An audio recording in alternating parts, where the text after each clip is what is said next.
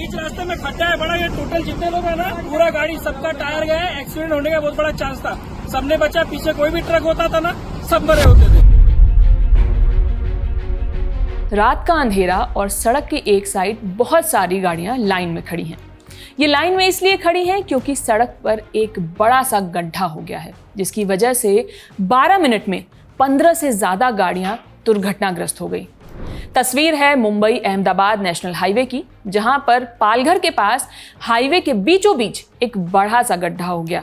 ये इतना खतरनाक था कि कंक्रीट के भीतर लगी लोहे की सरिया बाहर निकल आई। इस गड्ढे से टकराने की वजह से कुछ गाड़ियों के टायर फट गए, जबकि कुछ गाड़ियों को ज्यादा ही नुकसान हुआ है।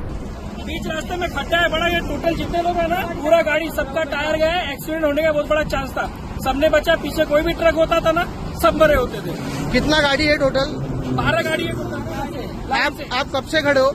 अभी जस्ट मेरा हुआ। पुल में 8 फुट चौड़ा ये गड्ढा कितना खतरनाक हो सकता है, उसका अंदाजा आप इस बात से लगा सकते हैं कि 12 मिनट में एक साथ 15 से ज्यादा गाड़ियां इसकी चपेट में आ गई। और उससे भी ज्यादा खतरनाक ये था कि ये हादसा रात के समय हुआ, जब ऑलरेडी विजिबिलिटी कम रहती है।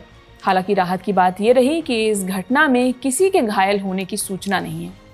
इस घटना के बाद भारी भरकम खर्चे से बना ये नेशनल हाईवे सवालों के घेरे में आ गया है।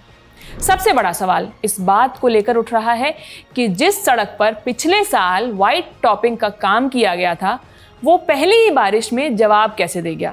जानकारी के अनुसार सड़क की व्हाइट टॉपिंग पर करीब 620 करोड़ रुपए खर्च किए गए थे।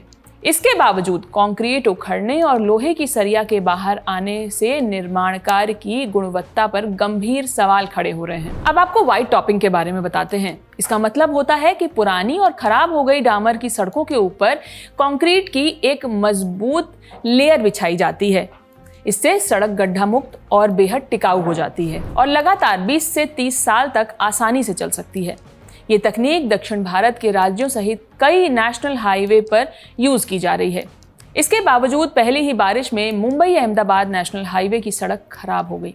कंक्रीट उखड़ गया और उसमें लगा लोहे का सरिया बाहर आ गया। इस घटना के बाद लोग निर्माण कार्य पर सवाल उठा रहे हैं, करप्शन के चार्ज लग रहे हैं।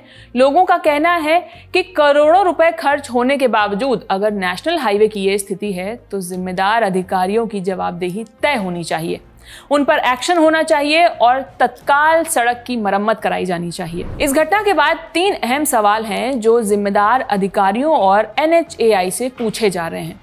पहला सवाल, क्या सड़क की ऐसी हालत होने पर भी भारी टोल वसूला जा सकता है? दूसरा सवाल, इतने घटिया एक्सप्रेसवे के लिए कॉन्ट्रैक्टर को किस तरह की सजा या जुर्माना भुगतना पड़ा? तीसरा सवाल ये कि निर्माण की देखरेख या रखरखाव का काम संभालने वाले NHAI के अधिकारियों के खिलाफ क्या कार्रवाई की गई? अब देखना होगा कि इन सवालों का जवाब पहले मिलता है या फिर ऐसे किसी हादसे की तस्वीर पहले आती है, क्योंकि हर साल मानसून की बारिश अधिकारियों के काम की पोल खोल देती है।